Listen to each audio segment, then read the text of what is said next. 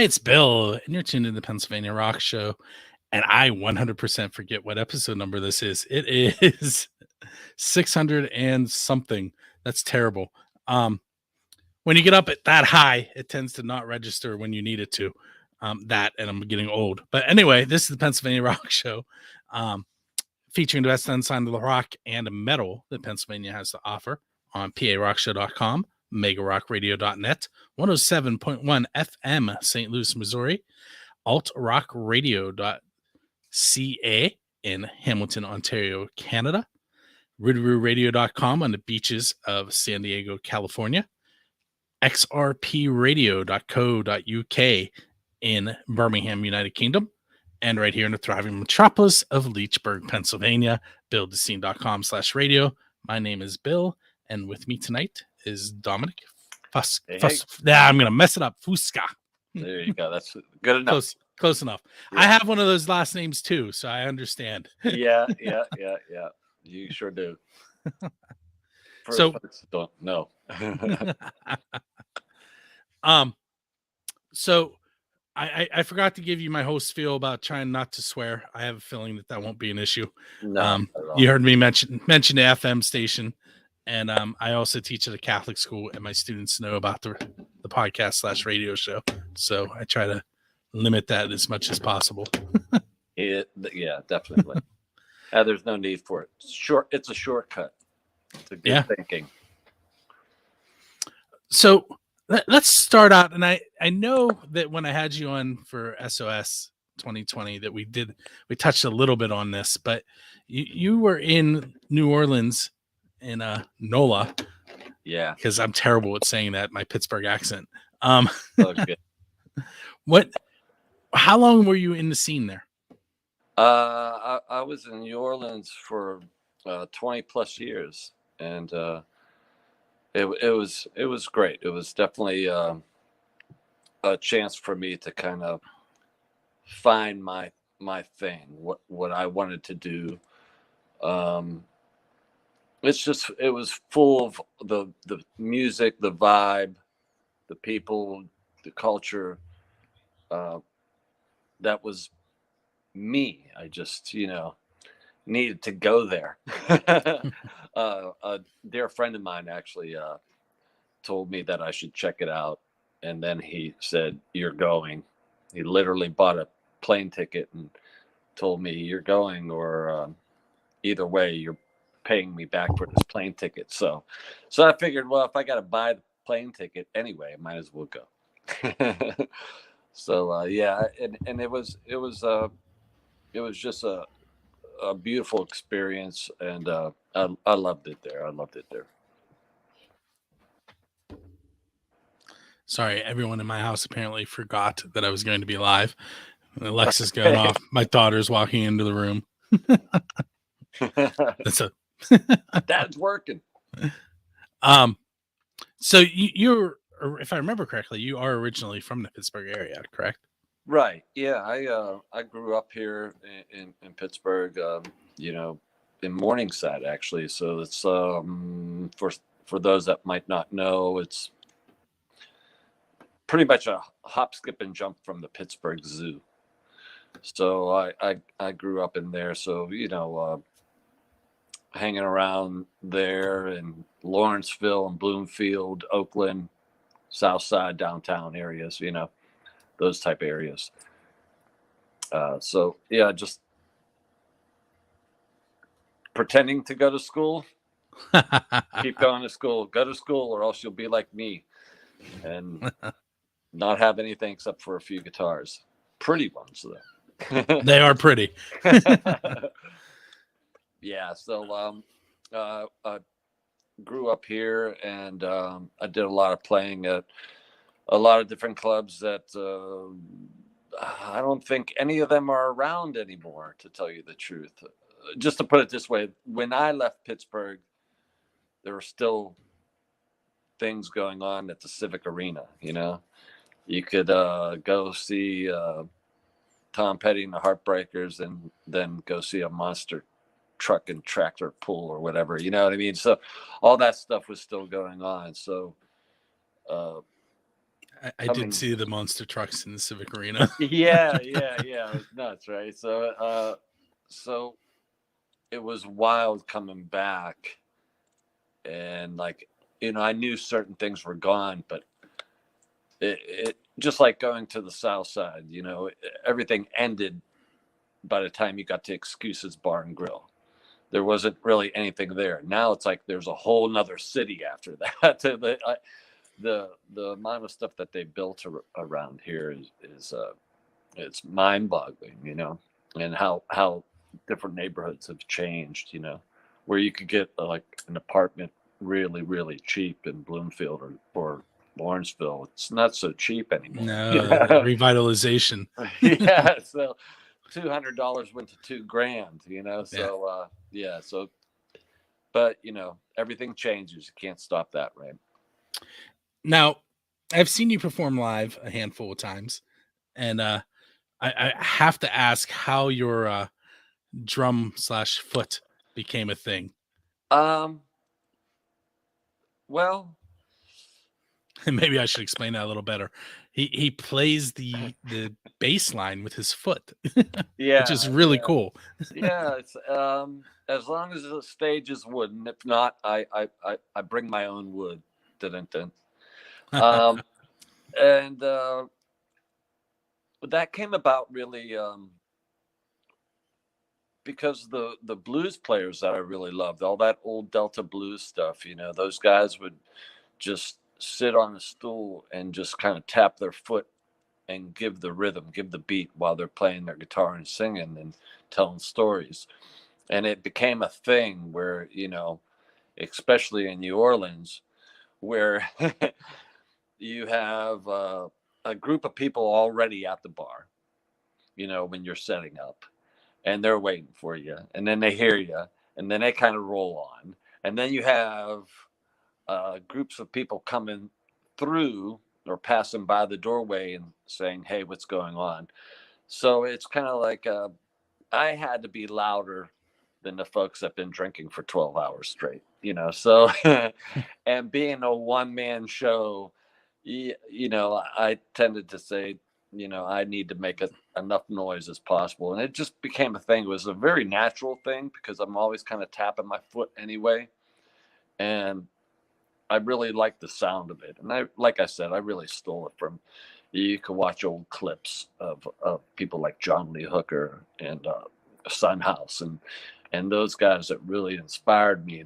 That's what they did because they didn't have a band. And also, not having a band, I was able to play my music for a living. I didn't have a bunch of guys to pay, at the end of the day. It was just me. I paid for it the next day when my leg was killing me and my foot was killing me. But that's a whole different story. But So on leg day, you only do one leg, right? yeah, yeah, yeah. Just one leg. I need the other leg to hold the guitar steady. So but yeah, I've been known to switch it up though. But these days, getting older, I just kind of keep it safe with the left foot. Left foot to the wood, as I always used to say. Mentioning blues like directly lines up with the question that I ask. So Robert Johnson, the Love. yeah, the legend, is that the word I'm looking for? The legend of Robert Johnson is that he was not a good guitar player and he went away and he came back and he was phenomenal. And the rumor was that he sold his soul to the devil. So Yeah, that's an old, you know, tale, and it definitely led to the mystique because there's maybe two photos of him taken in his whole lifetime. mhm. He was kind of like one of those guys, and speaking of like Sunhouse, he would go see Sunhouse and hear him play, and he's like, oh, Sunhouse never wanted him to play because he was horrible. Now, did he sell his soul to the devil? I don't know. He did go away for a little while. I think that he learned. There's a lot of different stories of who he learned from. uh, and but he definitely learned, and he came back and really wanted to show, hey, I got something here. But that's the thing, though. If you have something inside you like that, you have that passion and that drive, you know, and then he just had something special too. The songs that were recorded that he did write, there was just something haunting about them, and different than what everyone else was doing. And the way he approached his guitar, it was quite just unreal, even to this day, to these standards. You could mention a million different guitar players, whether they're like those hot shot shred guitar players or the really laid back kind of players.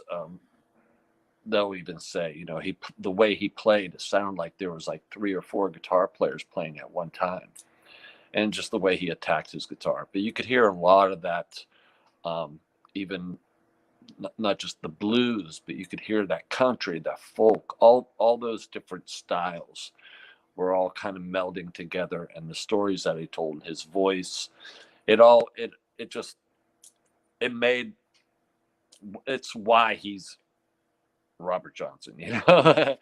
I mean, it could have been anybody else, but it was him. And even though we only have a handful of songs, we're lucky to even have that.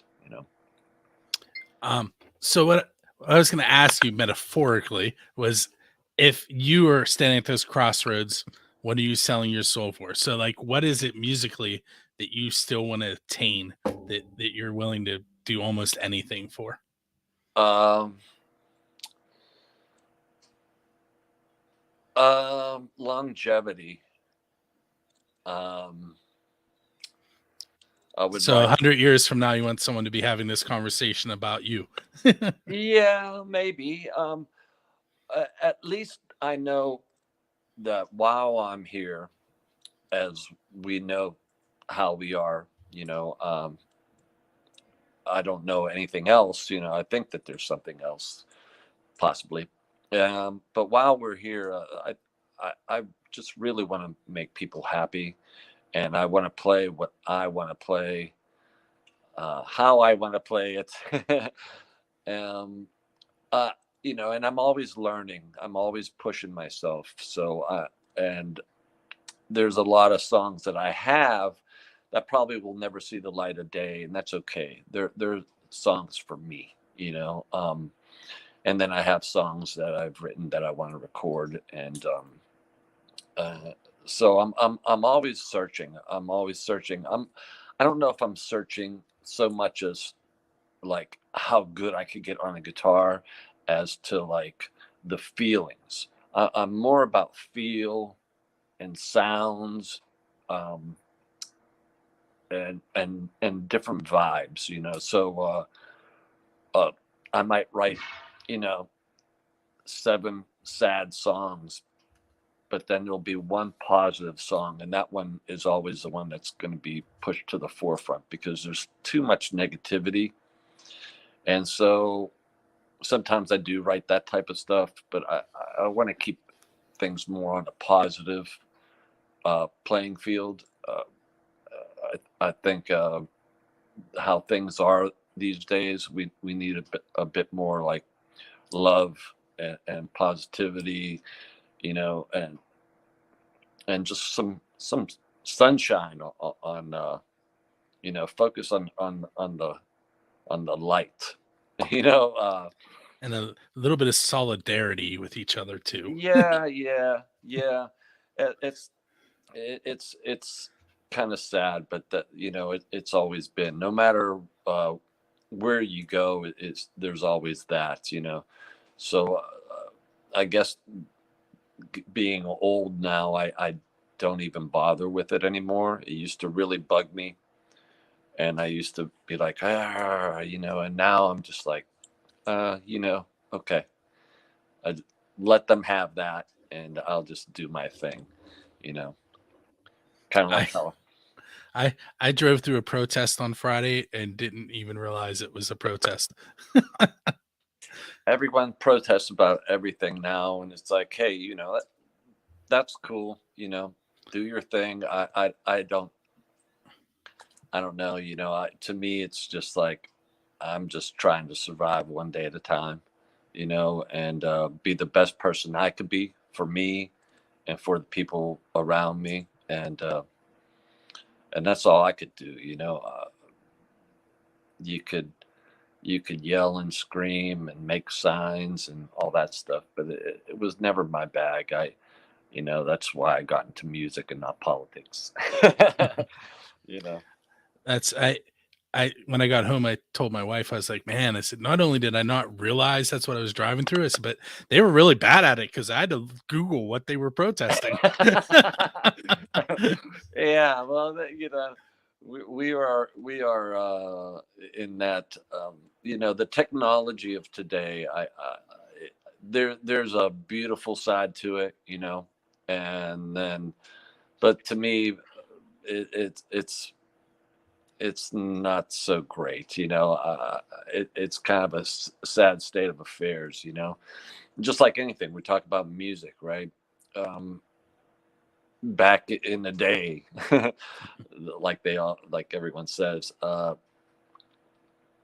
you heard music because you walked into a place, and you heard someone playing, and you're like, oh, hey, I really dig this, and you stuck around. You wanted to check out what they were all about, who they were, what they were doing, and things like that. Now it's just like, oh, let me, get my cell phone out, download this, and da da da da da, all that type of stuff. And I guess that's okay, but I think that really, really, really kills the human aspect of it all.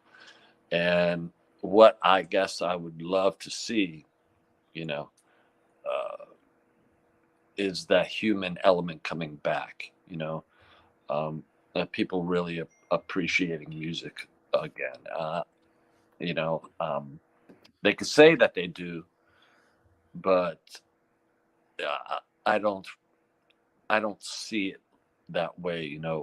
Playing all over the United States, and things of that nature, and being away for a long time, and different type of scenes and things like that, and seeing what's going on, and being a part of this and a part of that.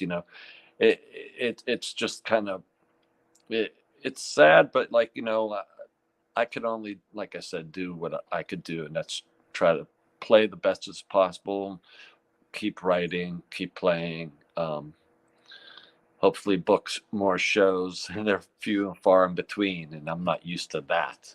I'm used to like playing 5 nights a week, every week, for the past 20 some years, until, the big monster hit the world, and I'm still at that, like, where am I? Yeah, that really threw a lot of things in into turmoil. Um, I Yeah, t- I taught from my kitchen for like 4 months. Um, that yeah, that that's crazy. I mean, but in that respect, you're a teacher, so that's a beautiful thing, that you could still help kids, learn, in that fashion. See, that's where technology can be good, in that type of fashion. Without technology, you kind of showed me how to turn on my phone to do this with you tonight. I did. That's, uh, I'm not very technical kind of guy. I mean, the way I used to get gigs back in the day was, You you know, walked into the venue. walked into the venue and said, "How you doing? My name's Dominic. I play. I'd like to play here." And they'd be like, "Oh," have a couple drinks with the bartender, and all of a sudden you're on stage playing. It's like, "Oh, you're all right." I was like, "Okay." Whereas now it's send us your EPK, send us a video of yourself, send us. Yeah, and you don't know if people see that. I mean, chances are 9 out of 10 times they don't. They're gonna hire somebody that they know, or that's played their plays before, or that'll play for free. Uh, don't play for free, fellow musicians. You're screwing it up for us, man. Speaking about being united, everybody should get paid when they play. And it's two things that I hate. People like, you should well, don't you want exposure? Exposure, yeah, I was because like, that pays your rent. I'm 102, man. I've exposed myself enough, thank you.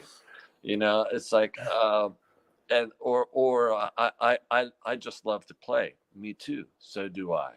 But when you do that, it's are you going to go into your quote unquote day job for free? I mean, I'm sure that you love teaching your students, but would you do it for free? Absolutely not. You know, I can't go to the grocery store right now and say, no, I'm not going to pay for this milk. I'm just going to take it because I believe it should be free. I'm sure I'll get stopped at the door. Yeah. The way I look, I get stopped walking into a grocery store. So, so having played in New Orleans and Pittsburgh, I'm going to ask you to compare the two, but I do want to throw out a name. It's another Pittsburgher who's relocated to New Orleans. He's a drummer. His name's Keith Hawkins. okay. He's currently, I believe he's playing in a band called Black Laurel, and a few other bands, but he's doing a lot of session work down there on recordings. And Okay. So if anyone is in that area, you should check out Black Laurel. Maybe I'll play them on the show tonight. Right on. I have a couple of their tracks. They're But a heavier band? not That really. name, it sounds like a heavy band. No, No. I haven't listened to it in a while, but it's definitely not. I would say kind of like blues rock, if I remember correctly. Okay. But I haven't listened to it in a while, so we'll throw up. I know I have 2 tracks from them. I think. Let me look. I Go Back and Mom's Hotel. I think Mom's Hotel is the one I played before. Okay. But yeah, Keith is sometimes on another Pittsburgh podcast called the Houdini Rock and Roll Circus as a co-host. All right. So there I threw out a bunch of names. I gotta look them up. Are you familiar with Lily V6? Just recently, yeah. Since I came back into town, I see her on a everywhere. Feed. Yeah, I see her on a lot of the feeds and stuff. Yep. She's a co-host of that podcast as well. Okay. Yeah, I don't think I've ever really gotten a chance to say hey.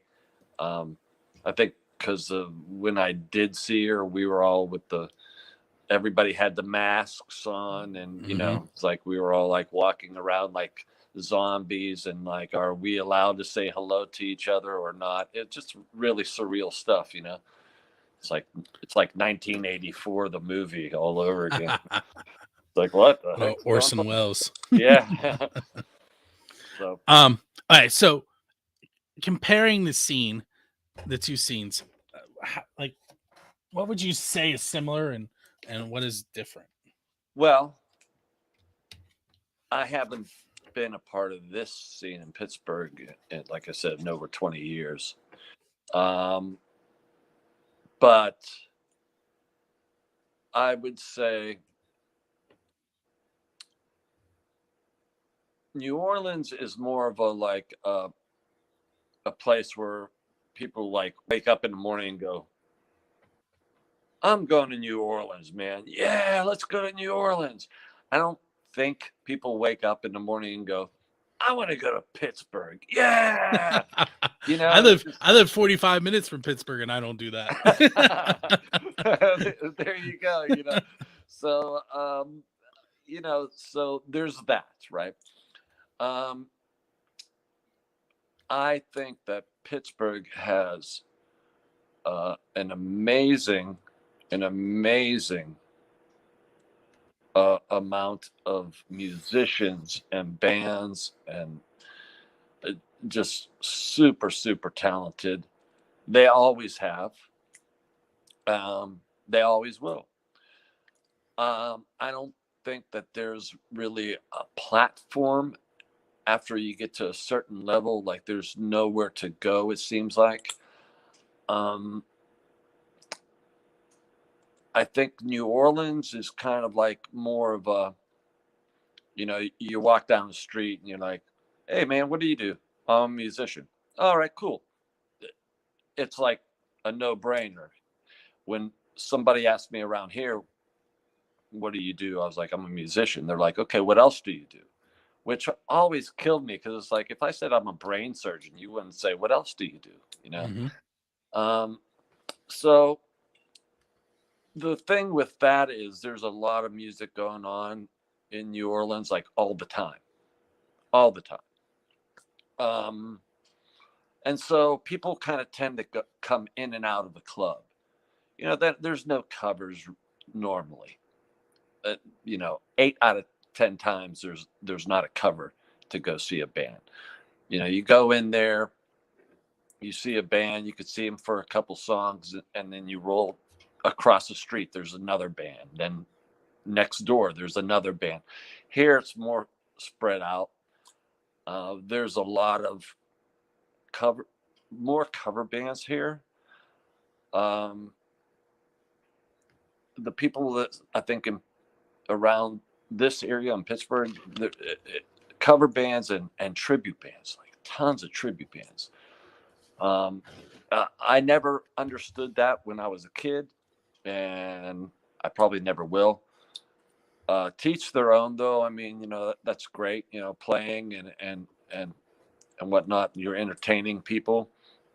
But I'm the type of person that likes to like hear, hey, what's that cat thing? He's playing that guitar, he's playing that piano, or he's playing that horn, man. What are they doing now? With New Orleans, there are those type of, I guess, cover bands, but they're more or less not really called cover bands because they're not playing like the hits. They're the covers that you're hearing are old Dixieland jazz, old Delta blues, you know, uh, that type of thing where they're paying homage to their mentors. That's a whole different thing. It's just like the jazz scene here, which is amazing jazz people in Pennsylvania.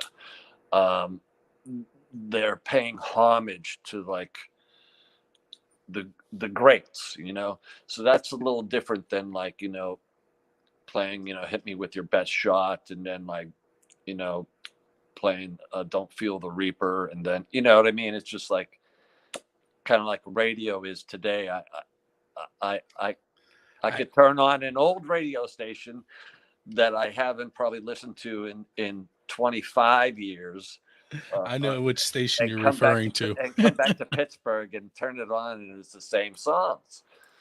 So I listen to that station in the morning I when listen to they're not playing WYEP. music. YEP, thanks for playing my music, yo. And yeah, and in New Orleans it was WWOZ. These are folks that these are independent um, stations. These are stations that a lot of the people that uh, play the music, um, those DJs go there for nothing.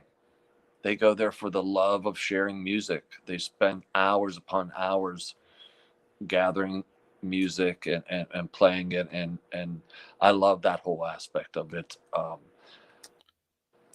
Are Are you familiar with 93.7 out of Butler, the grassroots show? yeah, man, they were really cool too. Bob and Utah, Yeah. they're fantastic guys. I got to meet them. That's the one thing, it's like when I first came back from New Orleans, and came back here, one of the first people I called was like Rocky. I was like, Rocky, what are you doing? He's like, did you finally leave that place? You're not dead yet, you know? Like, no, almost, man. But but and and and he was doing a lot of the stuff like with this SOS thing, and that's how I got involved with that. He was like one of the last people I saw when I left Pittsburgh and moved to New Orleans, and one of the first people I saw when I came back. Yeah, uh, so it's a full circle in a sense. For anyone watching the video that isn't familiar with Rocky, that's him down below Dom there in the corner. Oh yeah, yeah, playing the bass. Yeah. And you can find him at anthonylamondi.com and musicfromthe412.com and borstalboys.com. Yeah. All of which I made, in case you were curious. Yeah, you're everywhere, man. I am. I'm like I tell people all the time, I'm like the Wizard of Oz. I'm all knowing and all powerful. Pay no attention to the man behind the curtain. Yeah. No, that's very cool, man. Yeah, I mean, there's similarities. I think New Orleans is a lot more open, but I'm seeing a lot of change in New Orleans too. New Orleans, I love. It'll always be in my heart and in my soul and underneath my fingernails. And but it's changing as well. I've seen a lot of things kind of fall. So I see that it's the music and live music. Yes, it is alive and well, but it's not really. I don't know how to say it without making anyone angry. But I think there's a lot of people trying to make it, really happening. But I just think that like a lot of the technology and the way people are these days, how they want everything quick, want everything fast, everything this and everything that. It's like, I need this, I need that. Okay, I'm done with that. It's just like little bratty kids. You finally get that toy that you've been begging mommy and daddy about, and once you have it in your hands, you play with it for about 30 minutes and you never play with it again. It's like, what's going on? And when you make something like music disposable, that's what happens. It's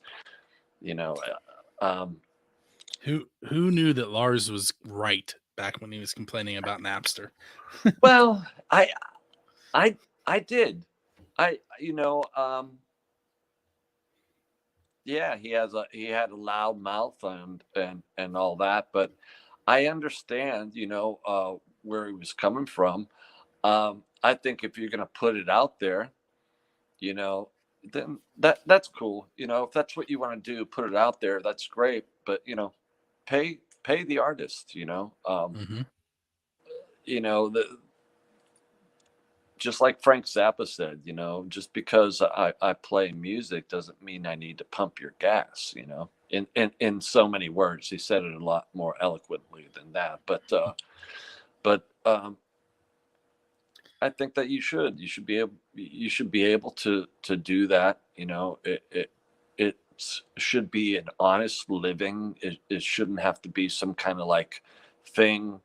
Now I think it turned into like, well, if you have the money, you could do it. If you don't have the money, good luck. Which is crazy to me because, well, the guys that I love, all those blues guys had no money. They didn't even have a home, a pallet on the floor. There's a reason why those blues cats wrote songs like that, because they were living it.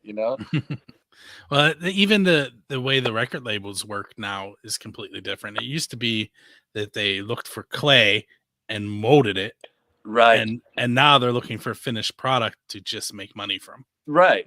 So if I have like a million viewers, and I sold like, I don't know, like 2 million units or blah blah blah blah blah, then hey, maybe this record label will pick me up.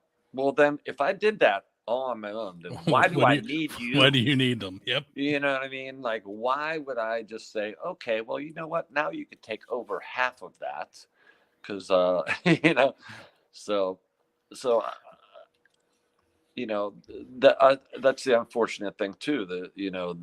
The whole digital world has killed a lot of that too. Uh, even, you know, are there any, or is there any such thing as an A&R man anymore? No, you know.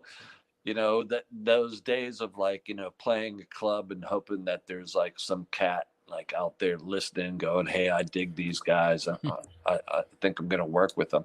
You wouldn't Like have. like the scene in Back to the Future. Remember that Right. sound you're looking for? Yeah. Well, listen to Yeah. this.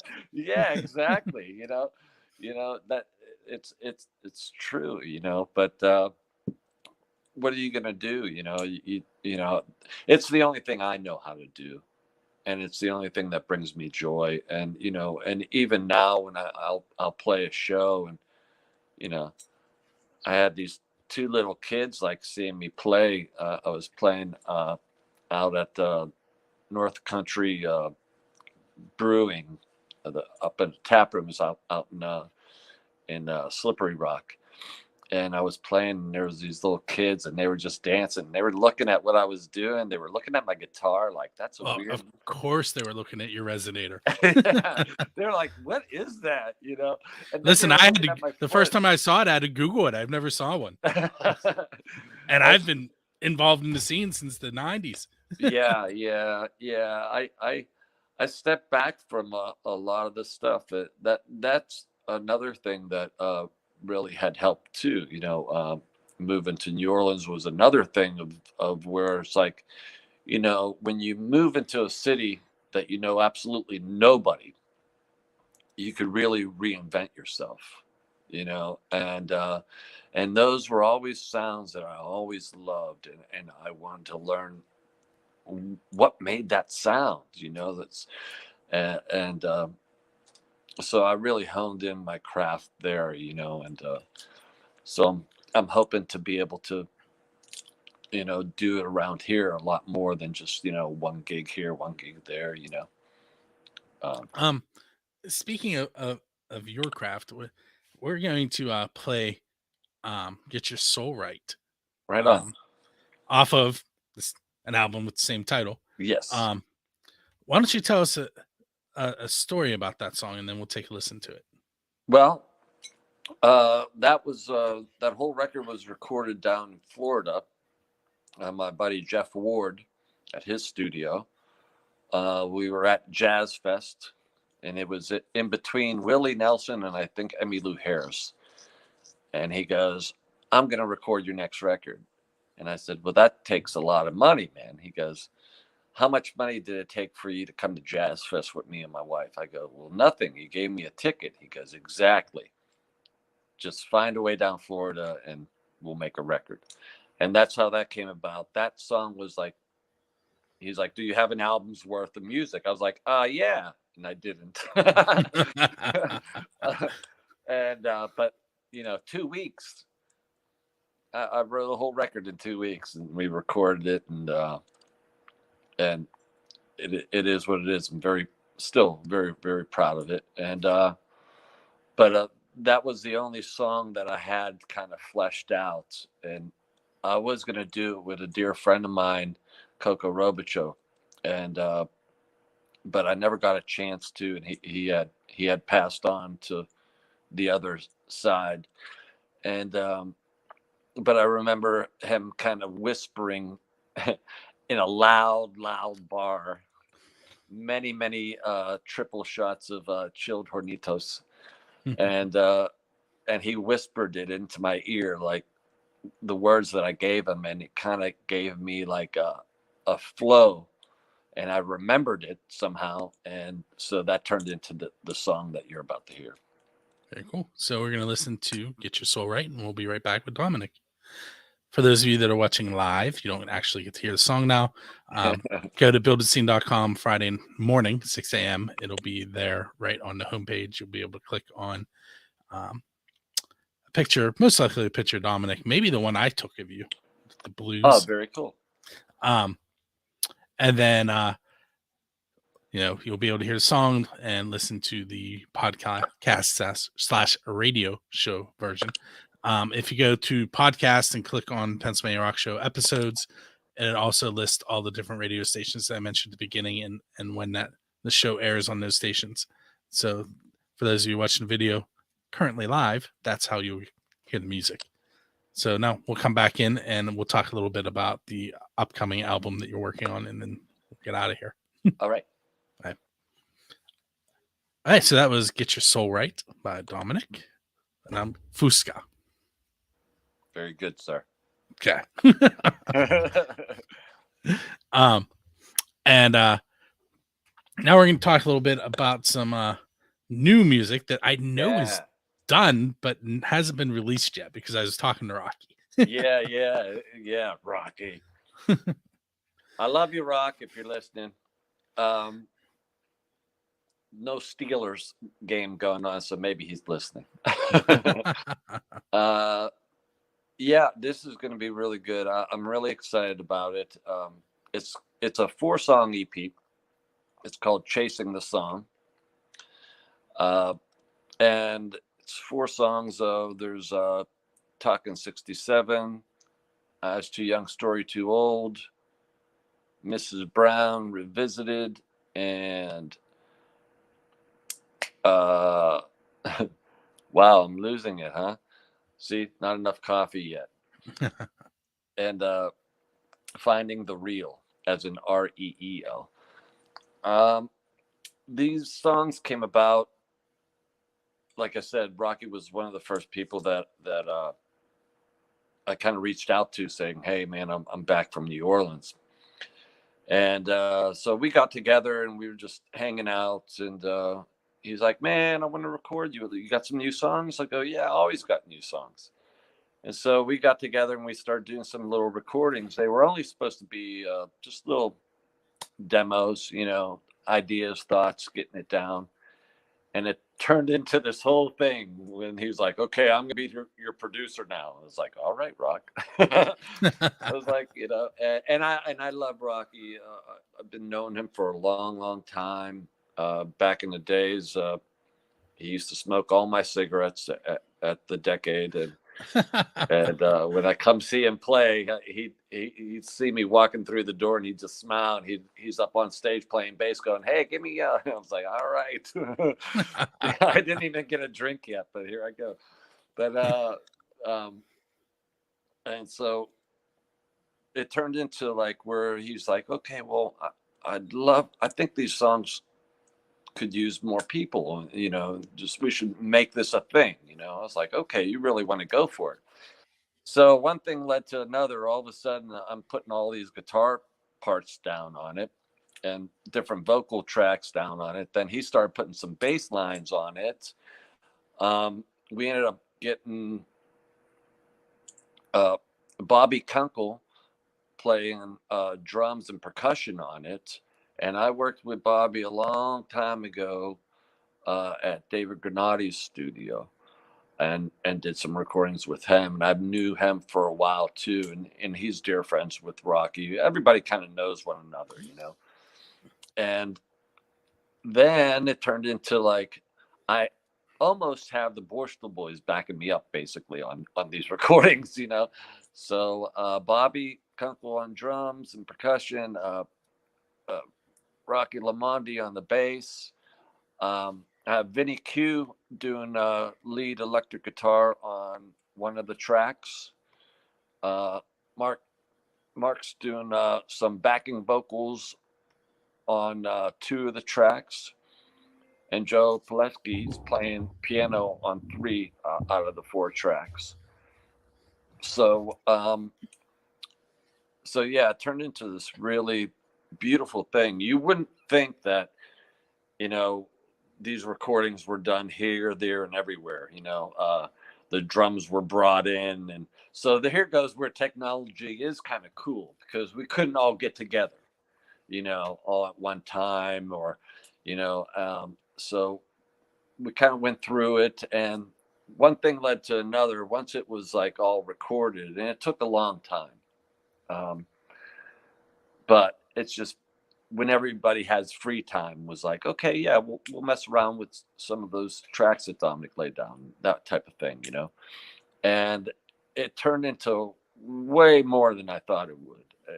It really, I'm so proud to, to be a part of it, even though it's my project. I was like, I really feel proud to be a part of this, to be able to, in a weird way, play with all these guys without actually playing with them. Where the how much of it was recorded at the vault? Well, actually, none of it. What with the vault, what happened there was the recordings were done. Some of them were done at Rocky's little jam space that he got going there, where he's doing the music from the 412. Yeah. Yeah. But most of it was recorded at his house, fish tank and all, and his dog Blue, I have met Blue virtually. yeah. So cutie little pie. Anyway, so we did a lot of that there, and then Bobby actually recorded the drums at his place and shipped over the tracks to Rocky, and we figured out the best parts. And once we got all that kind of together, then Bob stepped in and he started mixing it all, and he started doing that, and then he brought it to his people in New York to get mastered, and so it's really was like a labor of love of a lot of different folks coming together for something that I really thought was just going to be a little demo, just like an acoustic little demo thing. But once we started adding parts, I was like, oh, that organ sounds great there. Oh, wait, we need this and that. And so it became this whole thing, and you really wouldn't know it. The feel is still there. It feels very live and very like we were all in the room together. I mean, everyone did such a great job. Rocky did a killer job of just organizing everybody and getting all the parts in. And we only argued a few times. But I respect his opinions tremendously. I think he has a really great ear.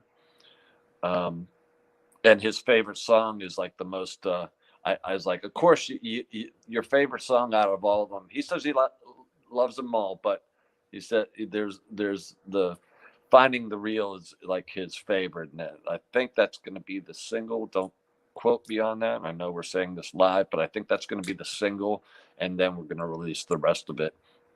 And which is kind of funny. I go, well, you really like those little poppy numbers, don't you, Rock? And but I understand where he's coming from on that. And like I said, everyone did such a beautiful job. I'm very excited for everybody to hear it. It makes me want to record more stuff, of course, But first things first. And Bob was just really it was amazing where it was out of the blue. I had no idea. I was like, really? And he's like, yeah, I heard you play live. I love what you do. And yeah, I mean, I would love for you to be part of the Vault family. And I was like, wow, that blows my mind, especially with everything, like I said, about like all this negative stuff going on, constantly negative this, negative that. Oh, well, this is bad. That's bad.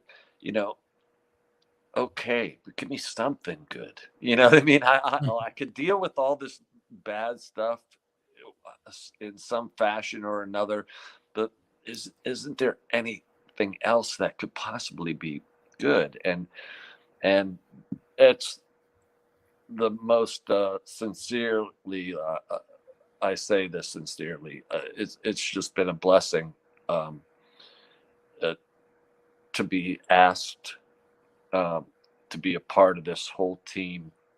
And it's probably the best thing that has happened to me since I've been back in my hometown, and I hope it builds on to, to other things, full length record would be great, you know, uh, you know, uh, maybe sleeping on the couches at the vault, and making a record there, that'd be great, I I sleep on the couch here a lot when I'm editing, no matter what time of the day. Yeah. So, I mean, that would be something else. And, but for now, I'm really excited about the EP coming out. We don't have an exact date yet, but we have a beautiful video shot that Alexis Salinas put together. So that's going to be coming out too. So we have a few things going on with that. And in the meantime, just really just I'm always writing, um, and trying to get gigs and seeing what's out there, because I am very new to my hometown. So I really don't know what's out there. I don't know who's booking where. So it's kind of difficult for me to kind of I gauge have what's going on. I have a page on my website with 266 venues in the area listed with their addresses, phone numbers, and email addresses, and I will share that with you when we go off the air. Thank you. I appreciate it. I'm learning, you know what I mean? I had someone helping me with this, but now it's like I got to kind of do it on my own. So it's weird for me. Like I said, I was so used to, like, everyone's like, well, didn't you have like a steady, like, once a week gig at the House of Blues in New Orleans? I was like, yeah, but I just walked in, and there was musicians there. They're like, hey, get that young boy up here. Get that young boy up here. He stomps his foot and plays that slide guitar. Get him up here, man. Let him cut a rug. And that's really how I got the gig. Coco Robichaud, man. He called me his cool breeze, but he was my man, man. I loved him, miss him all the time, and I got to get up on stage and play, and then all of a sudden I got a gig out of the deal, and that gig lasted for, I don't know, 3 years, 4 years. So yeah, just trying to get work, more work, do steady you work. do you have any shows lined up currently? I have it starting in May. I got like two shows coming up in May, so I don't have anything. I played a few shows recently, and then in May I'm playing at a place called the Tavern. I'm gonna cheat here and look. Me too. I'm clicking on your website right now. Yeah, like, look on my website, dominicmusic.shop. Yeah, it's That's not under right now. Liberty Corner Tavern, May 19th from 7 to 9. It's a Thursday. They call it Thirsty Thursdays or something like that. I'm playing a tavern. Actually, Utah got me that gig. He was looking for people to play that place, and so I said, yeah. And then I'll be back at Liberty Tap. Is that in Freeport? Yes. Okay. Yes. I've never been there, so. Me either, and it's not that far from me. Oh, okay. Well, there you go. May 19th, I'll be there. And then I'll be back at the Harmony Inn. That's in Harmony, PA, on Wednesday, May 25th from 6 to 9. And then I'm doing a few more shows at the Harmony in July and September. But like I said, it's everything's kind of sporadic, and so I'm really kind of looking to. So if there's people out there that don't mind a single artist, original music, and like a lot of slide playing and foot stomping, I'm your man. Um, so that so between trying to find the gigs and find places, steady places to play, would be like kind of like my short term goal. My long term goal is to hit the road again, because I'm not used to sitting around doing nothing. It makes me a little stir crazy. Uh, I'm so used to being around people and chit chatting and being all part of that, and I haven't had that really. So for all you clubs out there, you know, through Rocky, I did the save our stages. So maybe you clubs could like return the favor and give your stages to some of these musicians, and pay them. I know I might sound like this money dude, but believe me, I'm not a money dude. If I was, I would get like a job that actually paid some decent bread and gave benefits and things like that. So but yeah, that's I'm hoping that comes around. Like I said, I know that it's a lot different here. A lot of times people in New Orleans just bounce from bars to bars. So you could be playing in front of like 50 people, then all of a sudden it turns into 5 people, and then all of a sudden it turns into 80 people, and because everyone's bouncing around. So here it's a little different. It's more of a destination, like going there. Uh, but I have faith in the Berg. There are a lot of places. There are a lot of new places that I don't know about. So learning about that really, and really really excited about uh, the EP coming out. So look for it, everybody. It's called Chasing the Song, and it's a 4-song EP out on the Vault Records. So I thank you, Rocky, and thank you, Bob McCutcheon, at the Vault Studios there, and did a wonderful job of mixing all the mayhem that we put down. There's a lot of little things in the songs, because I don't just kind of play one little thing. I do a lot of weaving in and out. So it's not your typical like just flat out rock record. It's not rock at all, really. But it's rock and roll because I grew up listening to rock and roll and stuff like that. But it's definitely its roots music oriented, and it's very bluesy feel to it, and but there's also that kind of Americana folky style too, with the acoustics. But got a chance to put in a little bit of electric guitars in there too. So snuck in a little bit of everything: lap steel, harmonica. So there's a lot of stuff going on within like just 4 songs. There's a lot of music. I actually, if I remember correctly, I have a picture of you playing the guitar and the harmonica on the Island Community Park stage. Man, that was great. I tell you, what an amazing, beautiful, touching, uh, just everybody there, Matt, he's the man. It just everything that they did, from doing sound, the stage, all the people there, they treated us so well. I didn't really know anyone, you know what I mean, except for, Rocky's like the common thread throughout Yep. this whole thing. Um, He stole my chair that day.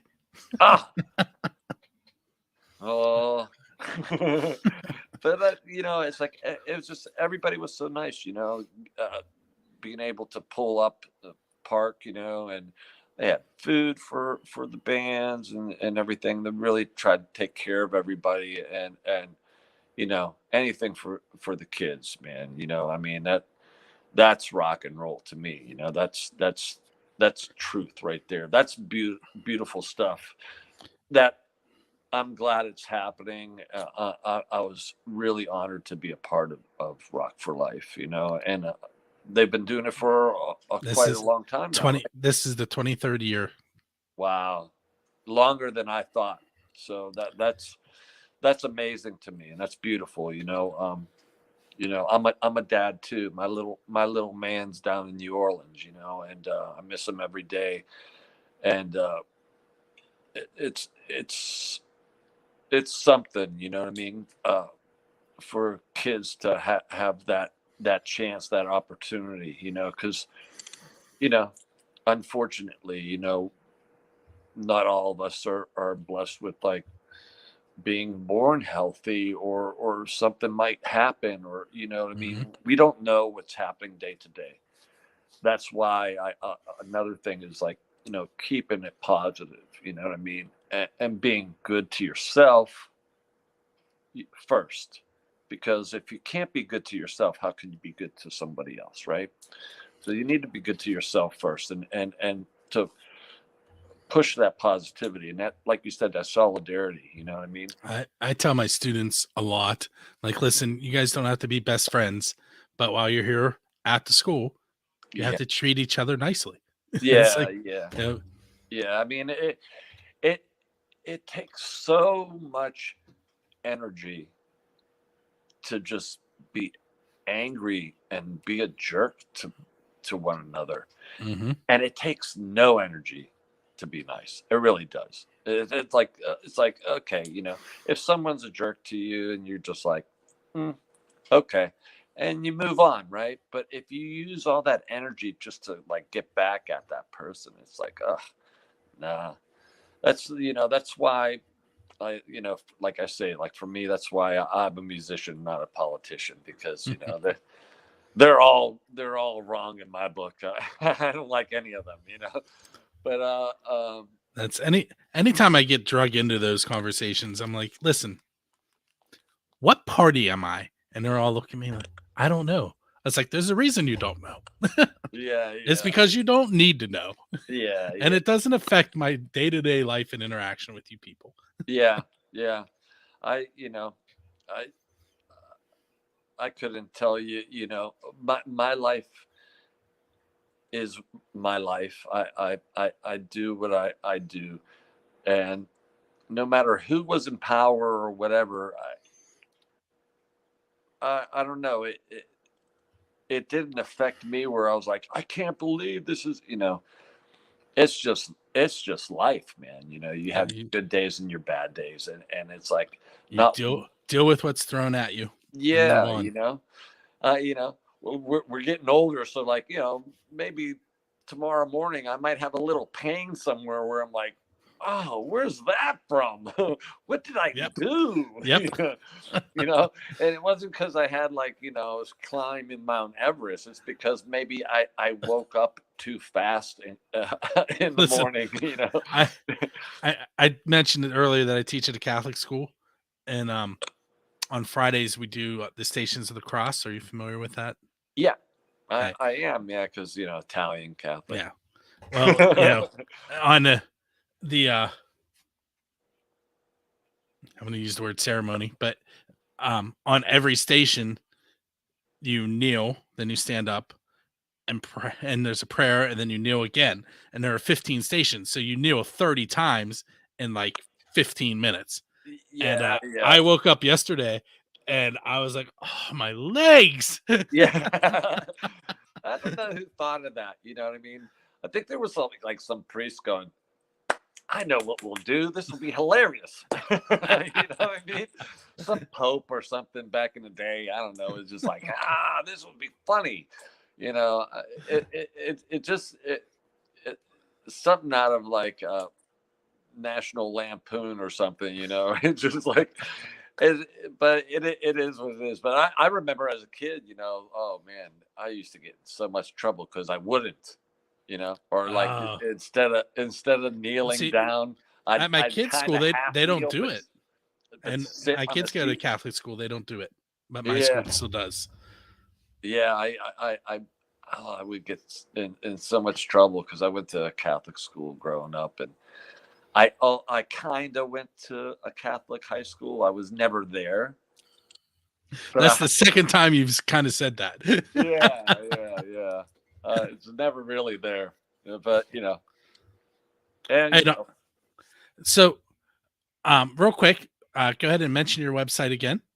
my website is dominicmusic.shop. That's DOMENIC music.shop.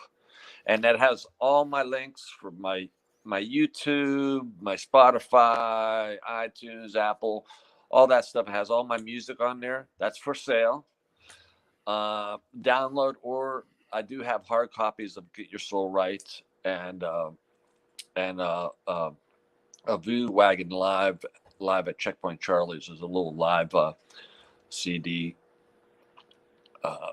from New Orleans. And a lot of other stuff. Old Friends is on there. That's a bunch of songs that I had written and recorded, and all various times from like '92 to almost present day. Um, uh, then there's a little EP too called Stone Suffering Blessing that I recorded in New Orleans as well. So it'll have all that stuff in, and it'll have all the different places you can go to hear it, or you could download it. You could book me. It has a place there where you could contact me, ask me any type of questions you want, and other than that, and it has, you know, videos, of course, and photos and all that stuff, bio, and really what it's missing and what it will be having is this new recording that Rocky Lamonde produced, and Bob McCutcheon at the Vault mixed and got mastered for me. So that should be coming out. I'm not really sure, month maybe. I'm not sure. I hate to give out like time frames and not be right. So it's in the process though, for sure.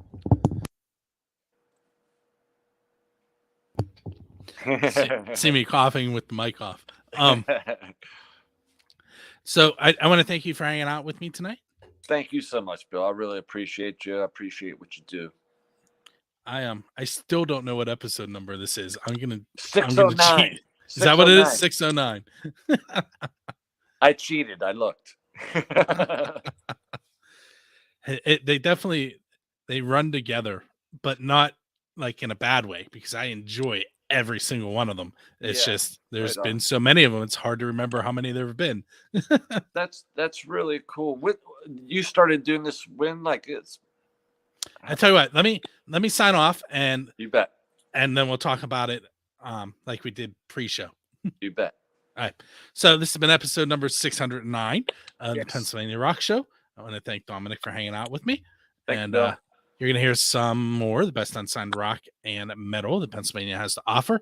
When you hear John the American Hilljack Lane telling you that it's the end of the show and how to leave comments and reviews, you'll know that we are done.